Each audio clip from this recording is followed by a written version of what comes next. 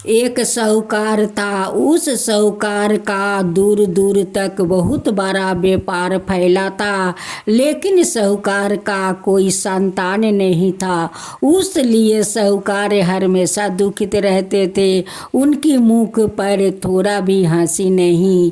वो जहाँ व्यापार करने जाता था, सारे लोग देखकर यही कहते थे कि बेचारा साहूकार इतना तो धन्य है, लेकिन कोई संतान नहीं है कि एक दिन इस व्यापार को संभाल सके, वह घर द्वार देख सके, अपना माता पिता को सेवा कर सके। कोई संतान नहीं है। साहूकार जी सोमवार का दिन भोलेनाथ का पूजा करते, बुधवार का दिन गणेश भगवान को पूजा करते और वो एक समय भोजन करता था। जब साहूकार जी बाहर व्यापार करने जाते थे तो साहूकार कभी घी या मोमबत्ती नहीं भूलते थे। वो घी और मोमबत्ती अपना झोला में रख कर तब वो व्यापार करने बाहर जाता था। जब साहूकार जी व्यापार करने जाते हैं, रास्ते में कोई मंदिर में अगर अंधकार हो तो उस मंदिर में जाकर साहूकार जी उस घी के डाबा निकाल कर दीप में डाल देते थे। डालकर दीप जलाकर उस मंदिर को रोशनी कर देते थे और कहते थे कि कैसा लोग है कि भगवान का मंदिर में एक दीप तक नहीं जलाते हैं, भगवान को अंधकार में रखते हैं। जब दूसरा दिन साहूकार जी व्यापार करने जाते हैं तो देखते हैं कि भोलेनाथ का मंदिर अंधकार है। साहूकार जी कहते हैं कि कैसा लोग है कि भगवान को मंदिर अंधकार है, फिर भी कोई उन्हें दीप जलाकर मंदिर में रोशनी नहीं करते हैं। एक ऐसा जमाना आ गया है कि लोग भगवान को अंधकार में रखते हैं। साहूकार जी उस मंदिर में रोशनी कर देते हैं और करके वो अपना व्यापार करने चले जाते हैं। जब साहूकार जी व्यापार करते हुए घर लौटते हैं तो उनकी पत्नी भोजन परोसती है और कहती है कि आप भोजन कर लीजिए। साहूकार जी का तो नहीं भोजन करने का इच्छा था और नहीं किसी से बात करने के मन था। साहूकार जी का तो मन बहुत दुखित था, क्योंकि बाहर में लोग कैसे कैसे बात करते हैं।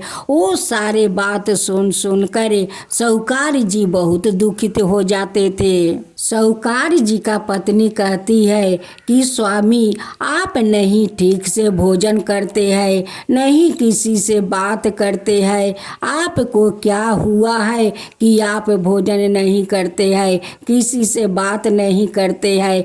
कहेंगे तभी तो हम जानेंगे कि आपको क्या हुआ है। एक दिन साहूकार जी बुधवार का दिन व्यापार करने जा रहे थे और उस दिन वो निर्जल उपवास थे। वो जाते जाते देखते हैं कि गणेश भगवान का मंदिर तो अंधकार है, उस मंदिर में तो रोशनी नहीं है। उस दिन गणेश भगवान एक पुजारी का रूप धारण करते हुए उस अंधकार मंदिर में बैठे हुए थे। उस दिन साहूकार जी कहते हैं कि आज भी गणेश भगवान का मंदिर अंधकार है, आज भी कोई नहीं आया दीप जलाने और नहीं मंदिर को रोशनी किया। एक ऐसा जमाना है, कैसा लोग है कि भगवान का मंदिर में दीप तक नहीं जलाते हैं। साहूकार जी जैसे उस दीप में घी डालकर और दीप जलाकर मंदिर को रोशनी करते हैं, वैसे साहूकार जी को उस पुजारी पर नजर पड़ा। साहूकार जी कहने लगे कि पुजारी जी, आप अंधकार में बैठे हैं, कम से कम आप तो दीप जलाकर तो बैठिए। आप अंधकार में बैठे हैं, दीप नहीं जलाते हैं, भगवान को मंदिर को आप अंधकार में रखे हैं। आप तो पुजारी है, आप तो भगवान को दीप जलाकर भगवान को कम से कम तो रोशनी में रखना चाहिए पुजारी जी। गणेश जी कहते हैं कि क्या करूं, आज तो कोई भक्त आए नहीं। अब मेरे पास तो ना घी है, नहीं सलता है, नहीं सलाई है कि मैं दीप जला कर अब भगवान को रोशनी में राखूं। साहूकार जी कहते हैं कि पुजारी जी ठीक है, आज तो बुधवार का दिन है, अब मैं तो उपास हूँ। कुछ फूल पान और लड्डू ले आता हूँ, आप पूजा करवा दीजिए। पुजारी कहते हैं कि ठीक है ठीक है, आप ले आइए, मैं पूजा करवा देता हूँ। साहूकार जी कुछ फूल पत्ता लाते हैं, पूजा का सारा सामग्री आनते हैं, लड्डू आनते हैं और पुजारी जी से कहते हैं कि पुजारी जी लीजिए, इस लड्डू को गणेश जी का भोग लगा दीजिए, ये फूल पान सारा चढ़ा दीजिए।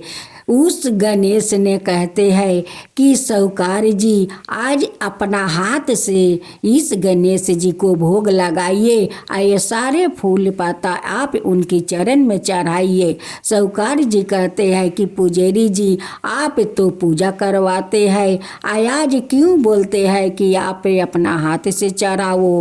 वो पुजारी कहता है कि नहीं साहूकार जी, आज अपना हाथ से गणेश जी को भोग लगाओ।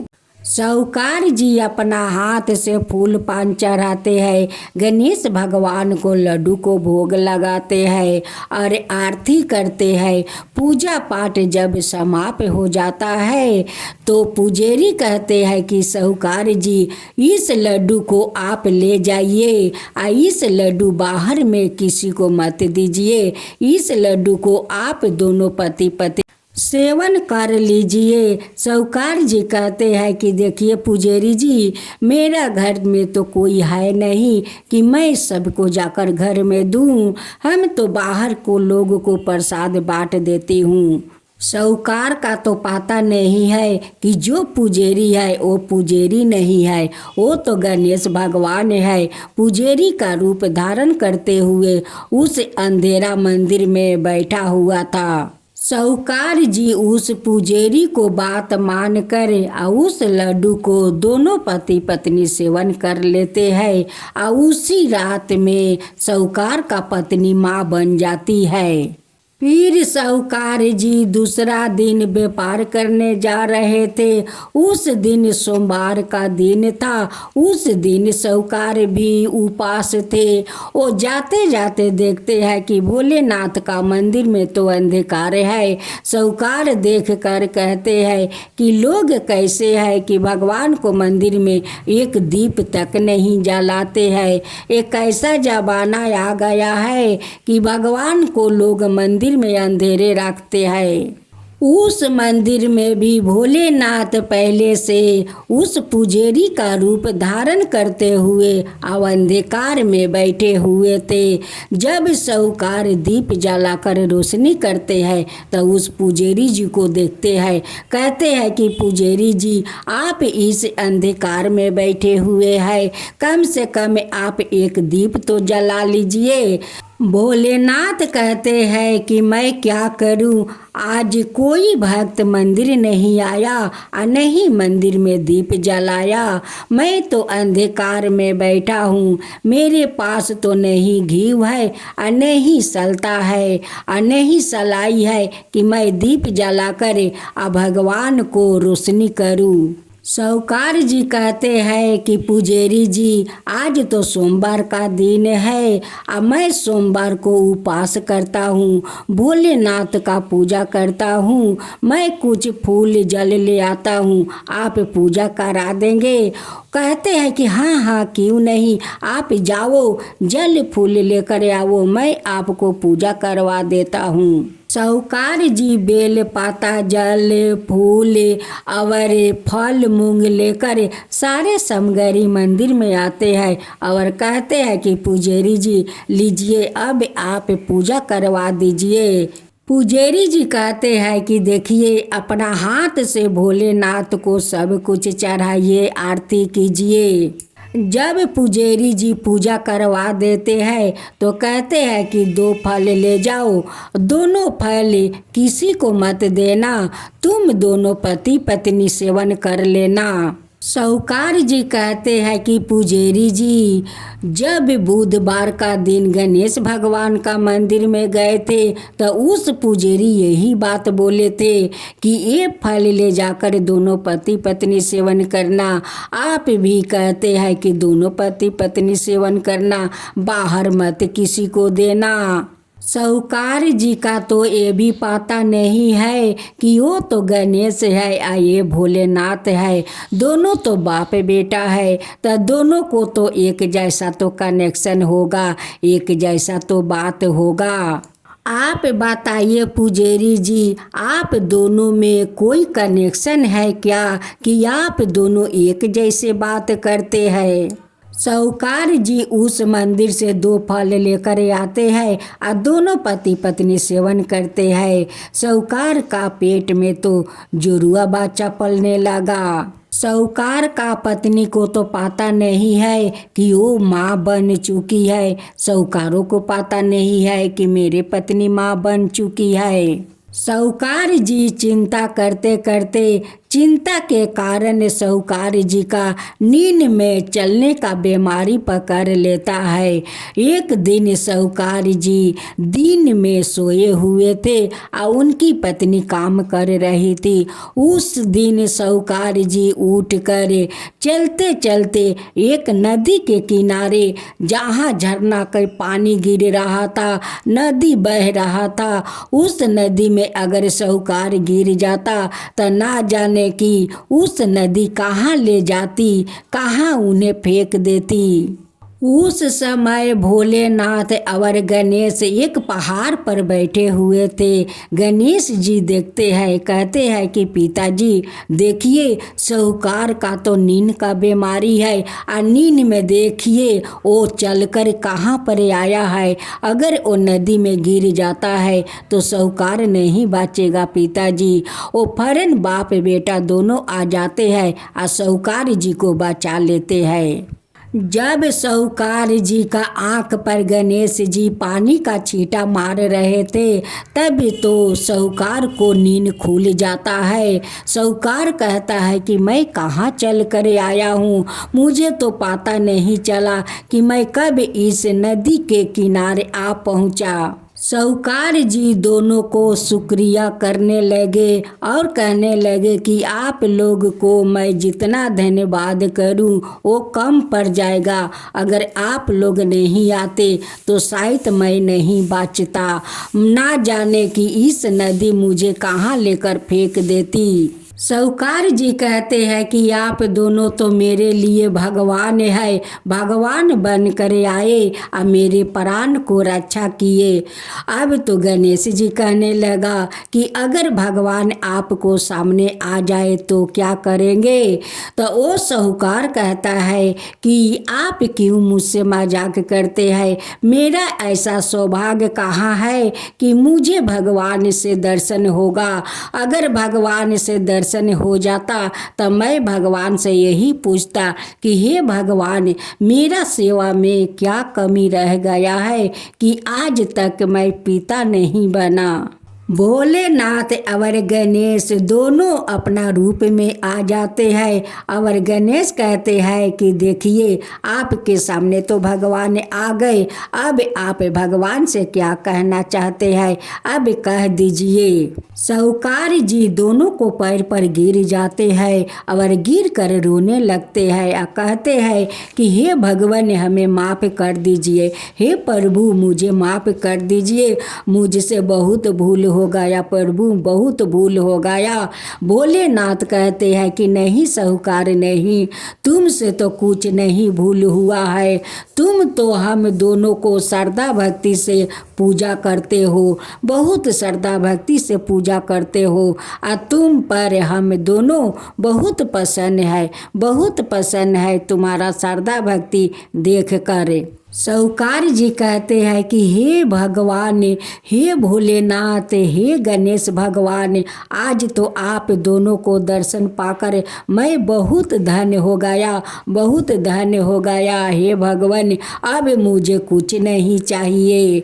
भोलेनाथ और गणेश भगवान दोनों कहते हैं कि साहूकार जी अब अपना महल लौट जाइए और जाकर अपना महल में खुशियाँ मनाइए, क्योंकि आपका घर जोरुआ संतान आने वाला है। अब जाइए घर में बधाइयाँ बजाइए, खुशियाँ कीजिए, खुशी मनाइए, आपका घर में जोरुआ संतान आ रहे हैं साहूकार जी।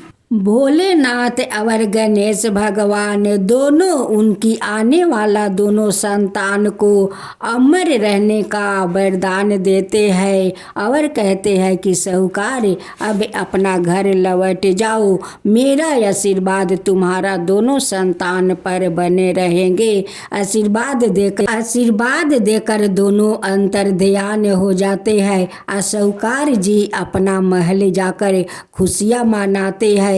अपना पत्नी से कहते हैं कि आज मैं बहुत खुश हूँ, बहुत खुश हूँ, मेरा घर में तो जोरुआ संतान आ रहे हैं। तुम जोरुआ संतान का माँ बनने वाली हो। साहूकार का पत्नी कहती है कि आप कैसे जानते हो? वो कहते हैं कि आज तो मेरे भोलेनाथ और गणेश भगवान दर्शन दिए थे और वही दोनों बोले थे कि साहूकार जाओ अपना घर लौट जाओ और जाकर खुशियाँ मनाओ, तुम्हारा घर में जोरुआ संतान आ रहे हैं। साहूकार अपना पत्नी से कहते हैं कि आज तो मैं नदी में गिरकर ना जाने मैं कहाँ चला जाता, देखो आज भगवान आकर मुझे रक्षा किया, भगवान ने अपना भक्त को बचा लिया। मैं तो नींद में ना जाने कब उस पहाड़ पर पहुंच गया था जहां नदियां बह रही थी, झरना का पानी गिर रहा था, वहां पर मैं कब न कब जाकर पहुंच गया। लेकिन भोलेनाथ और गणेश भगवान दोनों आकर अपना भक्त बचा लिए और दोनों कहने लगे कि साहूकार जी अपना घर लौट जाइए और जाकर अपना घर में खुशियाँ मनाइए, आपको जोरुआ संतान आपको घर में आ रहे हैं। साहूकार जी का घर में इसलिए जोरुआ संतान आए कि साहूकार जी दूदू भगवान से प्रेम कर रहे थे और दूदू भगवान को सेवा कर रहे थे, उसलिए तो दोनों भगवान मिलकर एक एक संतान उस पेट में डाल दिए। कुछ दिन का बाद साहूकार का पत्नी दो बेटा को जन्म दिया। उनकी घर में तो व्यापार संभालने वाला दो आ गया। अब तो साहूकार का घर में तो खुशी का महल बन गया। अब तो सभी लोग खुशी खुशी से रहने लगे। हे भोलेनाथ, जैसे आप उस साहूकार के घर में खुशियाँ भर दिए वैसे सबका घर में खुशी भर दीजिए। हे गणेश भगवान, आप जैसे उस साहूकार के घर में खुशी भर दिया वैसे सबका घर में खुशी भर दीजिए। जो आपका कहानी कहे, जो सुने, जो हुक्का भरे, उन सब का ऊपर कृपा कीजिए, सबका ऊपर कृपा कीजिए। हे भोलेनाथ, सबका ऊपर कृपा कीजिए। हे गणेश भगवान, भोलेनाथ की जय हो, भोलेनाथ की जय हो, गणेश भगवान की जय हो, गणेश भगवान की जय हो।